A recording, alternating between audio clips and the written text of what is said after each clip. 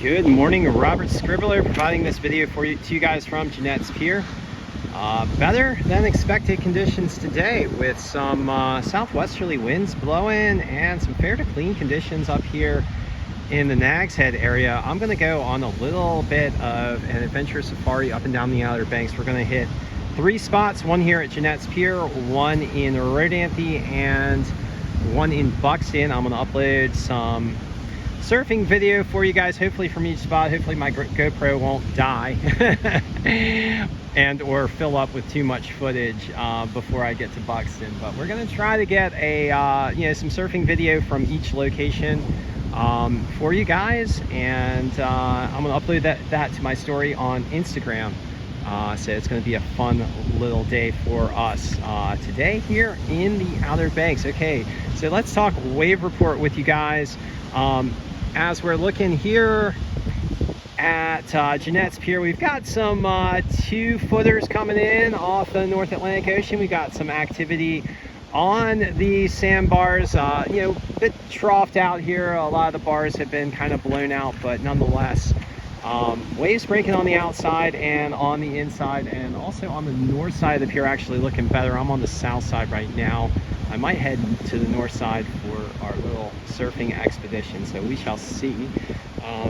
And looking at the data provided by the wave monitors and the buoy data and observations by yours truly here in Nags Head, we've got, according to the wave monitors, 2 to 3 foot and fair, with the southeasterly swell coming in at 2.3 foot and 9 seconds. Southeast winds have shifted southwest. We're going to call this southwest right now at about 11. Air temperatures 63 degrees Fahrenheit. Ocean water temperatures warmed up here, 57 degrees. We have a low tide right about now between 10 and 11 a.m. It's 11 a.m. mark right now, and a high tide between 3 and 4 p.m. At Rodanthe, 2 to 3 foot and semi-choppy with an east-southeast swell at 2.6 foot and 9 seconds. We got southwest winds blowing down there at about 14 right now. Air temperatures 65 degrees, ocean water temperatures 61. And at Buxton, 2 to 3 foot and semi-glassy east-southeast swell at 2.6 foot and 9 seconds. Southwest winds blowing down there at about 14. Air temperatures 67, ocean water temperatures 64. Ocean water is really warming up. And down at Frisco, 2 to 3 foot and pretty choppy with those southwesterly winds blowing onshore there at Frisco. Today, 2 to 3 foot plus and fair conditions. Getting choppier later as those winds shift south and southwest, so south-southwest into the afternoon at 10 to 20, so picking up. Air temps in the mid to upper 60s. Ocean water temps really warming up, guys. That's one of the real points for this wave report. Ocean water temperatures at 67 to 64. I thought the Labrador current might hold on for a little bit longer, but we're getting those air temperatures affecting those ocean surface temperatures, and they're really warming up.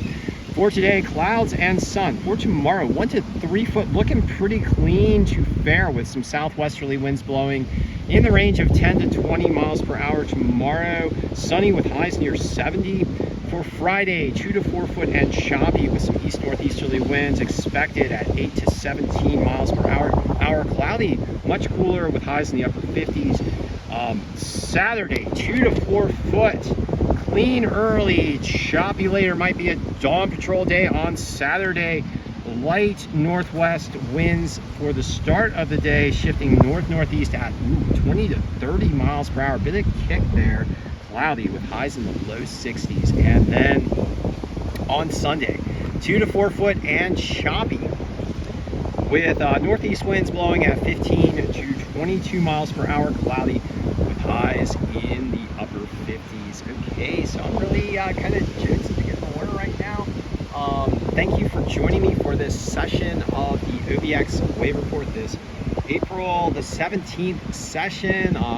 Wishing all you guys a fantastic day. Hope you guys get in the water, and as I typically do, like to ask you guys to please do everything you can to help protect our coastlines from the impacts of climate change driven by fossil fuel burning, those impacts being rising sea levels, more intense storms, ocean heat waves, and ocean acidification, the primary solution to the climate crisis is the rapid deployment of clean energy. In all honesty, clean energy is better than fossil fuel energy in so many other ways.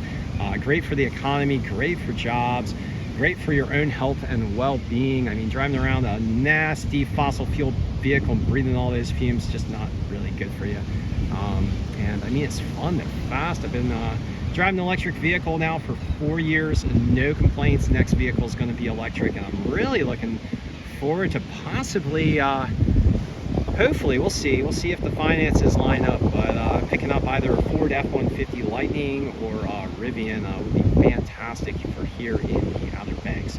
But in any case, yeah, please do everything you can, guys, to help support the clean energy revolution and protect our coastlines from such impacts as rising sea levels, more intense storms, ocean heat waves, and ocean acidification. And it's really worth noting that we are staring down the barrel of what could be a nasty hurricane season here. We're going to keep our fingers crossed, but the ocean water temperatures are warm and the atmospherics are really lining up. So we might have a record hurricane season here in the Atlantic. I was talking with my good buddy Jeff Carver over there at Real War Sports. He's the head coach, best surf coach on the East Coast there, Jeff Carver. But he was saying, like, I just hope it's a lot of tropical storms, and you know, I feel the same way.